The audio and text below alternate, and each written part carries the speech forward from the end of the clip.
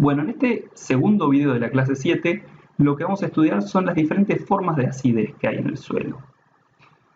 Entonces, imaginemos que nosotros tenemos sólidos del suelo, que es lo que ven a la izquierda, y la solución del suelo, que es básicamente el agua del suelo con todas las sustancias que hay disueltas.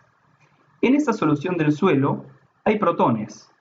Bien, esos protones que hay en la solución del suelo es lo que se conoce como acidez activa, que es la acidez medible, es la que se mide fácilmente, y yo muchas veces digo es la que las plantas sienten. Bien, entonces cuando digo el suelo tiene un pH ácido y eso le hace mal a las plantas, o el suelo tiene un pH muy alcalino y eso le hace mal a las plantas, estoy hablando de la acidez activa, de la acidez en la solución del suelo. Sin embargo, nosotros vimos en unidades anteriores que los sólidos tienen carga negativa. ¿Qué sólidos en particular? Las arcillas y la materia orgánica. Y esas cargas negativas son capaces de atraer otras sustancias con carga positiva, entre ellas protones. ¿Bien? Entonces, esos protones que están adsorbidos, que están atraídos por las cargas negativas de los sólidos del suelo, es lo que se conoce como acidez intercambiable. ¿Por qué intercambiable? Porque pueden pasar a la solución o pasar a estar absorbidos. Entonces, imaginemos que nosotros sacamos un protón de la solución del suelo. ¿Qué va a pasar?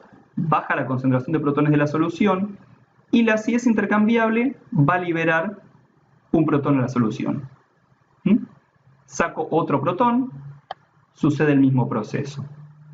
Entonces, fíjense cómo la acidez intercambiable actúa como una reserva de protones, ¿sí? La acidez que se siente es la acidez activa.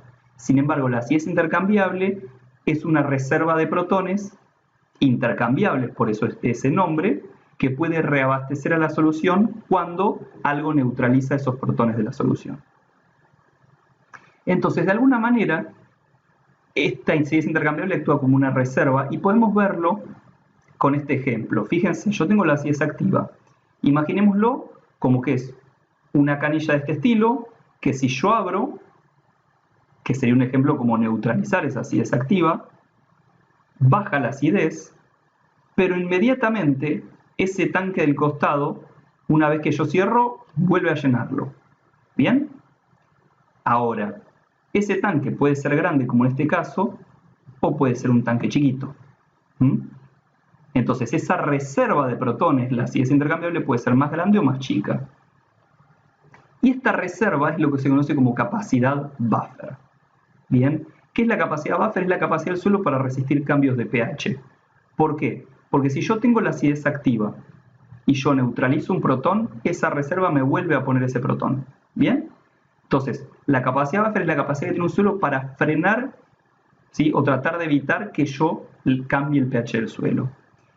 Como vimos, podemos tener una capacidad buffer alta, un tanque de reserva grande, o una capacidad buffer chica, un tanque de reserva chiquito. Entonces, vimos que esa reserva está asociada a protones que se absorben a cargas negativas.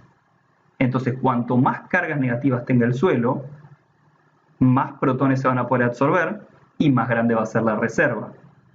Entonces, una capacidad buffer alta se asocia con muchas cargas negativas. ¿Y cuándo un suelo tiene muchas cargas negativas? Cuando tiene mucha arcilla y cuando tiene mucha materia orgánica. ¿Bien?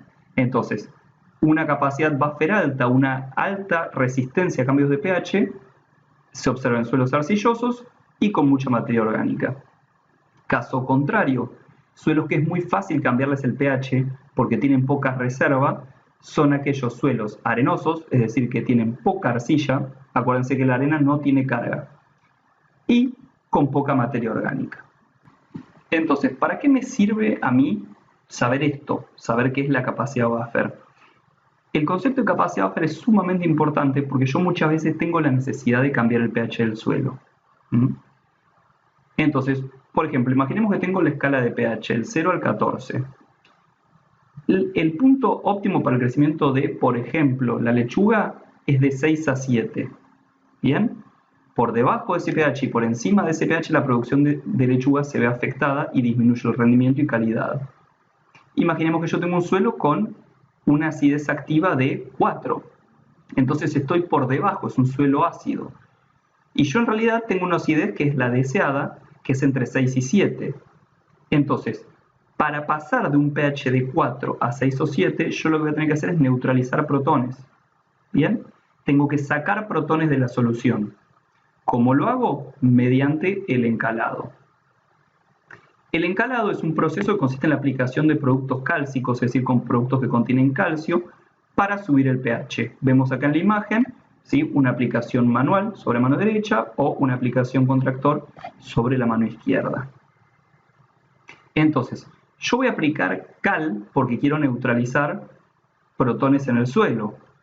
Entonces, si yo quiero pasar de un pH 4 a un pH 6 a 7 en un suelo con baja capacidad buffer, me va a ser muy fácil generar este cambio porque tiene poca reserva de protones que cuando yo neutralice los protones de la solución sean capaces de compensar esta neutralización que yo hice. Entonces, con poca cal puedo modificar el pH. Ahora, si yo estoy trabajando con un suelo con alta capacidad buffer, con mucha arcilla, mucha materia orgánica, entonces tiene mucha reserva de protones. Entonces, cuando yo neutralice los protones que están en solución, esos protones de reserva van a ir a la solución y se van a oponer al cambio de pH que yo quiero hacer.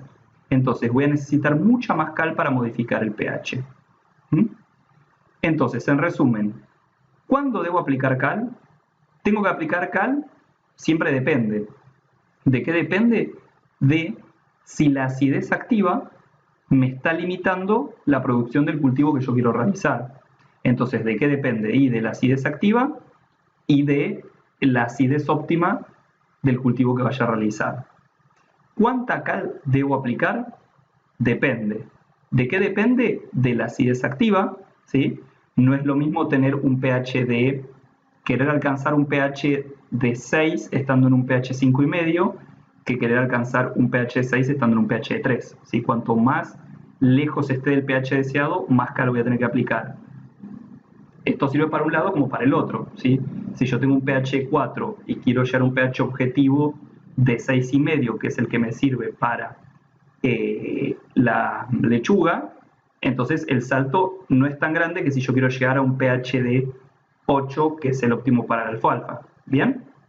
Entonces, cuanto mayor sea la diferencia entre la acidez que yo tengo en el suelo y el pH que necesita mi cultivo, más cal voy a tener que aplicar. Y también depende, que es lo que venimos viendo ahora, de la capacidad buffer del suelo, ¿sí? De cuál es la reserva de protones que tenga ese suelo. Cuanto más capacidad buffer tenga el suelo, más arcilla, más materia orgánica, entonces más cal voy a tener que aplicar para compensar esta diferencia. Bueno, espero que les haya servido el video y cualquier pregunta que tengan, saben que la pueden hacer en el foro de consulta. Nos vemos.